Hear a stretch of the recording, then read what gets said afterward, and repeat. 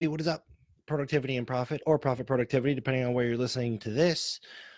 Real quick, I'm going to talk about, first of all, hope you can hear me. I got a new mic, kind of messing with that stuff. But talk a little bit about why I fly first class, because I do. I totally love like the Warren Buffetts of the world and the Sam Waldens that like have millions and millions of dollars or billions of dollars and still fly coach. I think that's awesome. I love the idea of that. But here's why I do fly first class. I like to go to really nice dinners, stuff like that. Okay. But I don't buy nice stuff, right? I don't really buy, like, I don't buy cars. I like watches, so I get gifts. This was a gift. But I don't buy nice stuff. I like to spend a lot of money on experience. And I'm not an experienced guy. So how do we make sense of that? And the answer is I just sent this out in my daily newsletter. It's the shortcut. There's three components of seeking wisdom, which is the shortcut to success. And one of them is about helping people, serving people, because when you're searching for wisdom, right? Sometimes people pay $100,000 to be in a mastermind. Sometimes people find a mentor and stuff like that. We don't always have $100,000 spent in the mastermind. Fortunately, now that's typically what I do. But before that, same concept, same principle. You want to surround yourself with people that are educated, affluent, and successful. Okay, so every time I go to Seattle, I fly first class, and every single time I have gotten so much wisdom out of the person sitting next to me. Last time I flew, it was Edgar Martinez sitting next to me, so I didn't really talk much because I was kind of intimidated. Hall of Fame baseball player. But every time I sit first class, I sit next to people. One of them has a surgery center here in Orange County. Another one has like 15 plastic surgery centers. That is how you get around people. So I go to nice dinners and I join expensive masterminds and I fly first class because that is how you get in this certain ecosystem. Now, here's the trick. Even if you can't, I'll tell you how to do this, even if you don't have the finances to do that. The trick is when you get these ecosystems, you get into them not with a sense of how can these people help me? That's the big mistake. Affluent, wealthy people should not help you. You should help them. And in exchange, they are more than happy to trade insights, wisdom, experience, thoughts, right? So that's what, reading the comments here. So that's what I want you to think about. Now, I join expensive masterminds and I say, how can I help the people in this room? I fly first class and I say, how can I help these people? What can I possibly do to them? Maybe just being interested in them is helpful, right? It doesn't have to be this big grandiose thing. It's just, how can I serve these people? Can I go to a really, really nice restaurant, hold the door for people? Seriously, this is what I do. And before that, before I could afford nice dinners, before I could afford to fly first class or fly at all, I found things, the gifts that I have, you have gifts too, okay, that could serve other people. So the only reason I opened a gym, I never wanted to be a gym owner. Nobody wants to be a freaking, well, maybe some people do. I don't want to be a gym owner, but I discovered that if I showed people how to exercise, I really just served them, and I showed up and I gave them extra sessions without charging them. And I said, you know what, come in on Thanksgiving. Just come in on Thanksgiving. I'll be there for you, right? I just serve people like crazy, not charge what I'm worth or, be mad that people are broke and they can't give me money or any of this crap.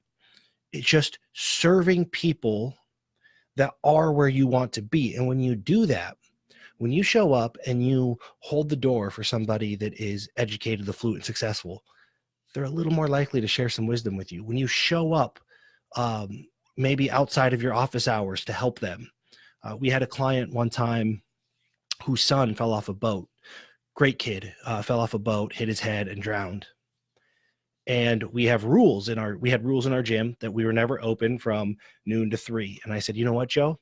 Come in whenever you need to get away. Life's tough. Everybody sending him condolences, and he's just trying to not think about it. I said, why don't you come to the gym from noon to 3 every day? I don't care. You don't have to pay me for it, right? Obviously, he could afford it. This guy's super, super successful. But it was an opportunity to serve somebody not an opportunity to make more money off of them, not to charge more, not to do any of this weird internet marketing crap. It was an opportunity to take somebody more successful than I am and serve them in a way that opens them up to sharing wisdom, sharing insight, sharing some trade secrets, making some connections. Joe Graves was my connection to the head of endocrinology at Johns Hopkins. So people say, how did you get in with the head of endocrinology at Johns Hopkins?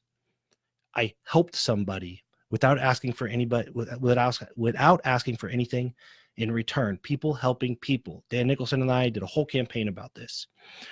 So that is why I pay for expensive stuff, because other people have also experiences, not stuff, right? Because other people paid for first class. Other people pay for very, very expensive dinners. Other people do things and they're more successful than I am.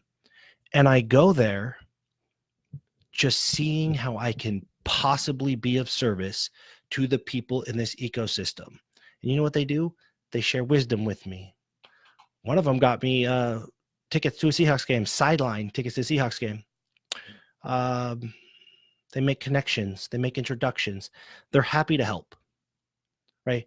So what that means is you don't have to spend a whole bunch of money. You have a gift. Maybe you're good at baking.